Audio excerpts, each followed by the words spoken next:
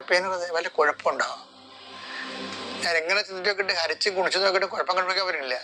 അപ്പൊ ഞാൻ ഇപ്പൊ ഈശോയെ പറയാൻ തുടങ്ങി, ഈശോയെ എനിക്ക് കമ്മ്യൂണിയം സ്വീകരിക്കുമ്പോൾ ഒരു ഇന്റിമസി വേണം മുമ്പത്തേക്കാളും. ഉണ്ട്, ഇല്ലെന്നല്ല, മുമ്പത്തേക്കാൾ ഇതിന് ഒരു അറ്റമാർത്തി ആത്മീയത അനുഭവത്തിൽ അറ്റമാർത്തിയില്ലേ. അത് നമ്മൾ കുറെ ക്ലേശത്തിൽ പ്രാർത്ഥിക്കുമ്പോഴാണ് അതിനൊക്കെ കുറച്ചുകൂടി വിലയുള്ളത്. അല്ല, നിങ്ങളൊക്കെ ഓർക്കണത് ഇതിന്റെ ക്ലേശം കഴിയട്ട. ചില ആൾക്കാർ ഉടമ്പടി തിരി വാങ്ങിച്ചോണ്ട് പോകും.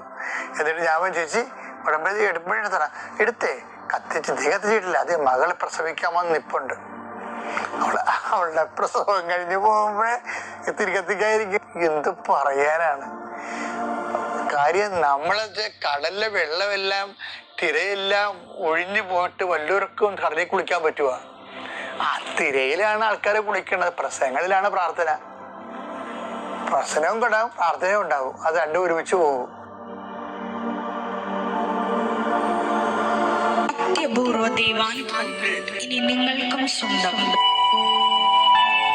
ഈ യൂട്യൂബ് ചാനൽ ഇതുവരെ സബ്സ്ക്രൈബ് ചെയ്തിട്ടില്ലെങ്കിൽ ഇപ്പോൾ തന്നെ സബ്സ്ക്രൈബ് ചെയ്യുക. ഈ വീഡിയോ ഇപ്പോൾ തന്നെ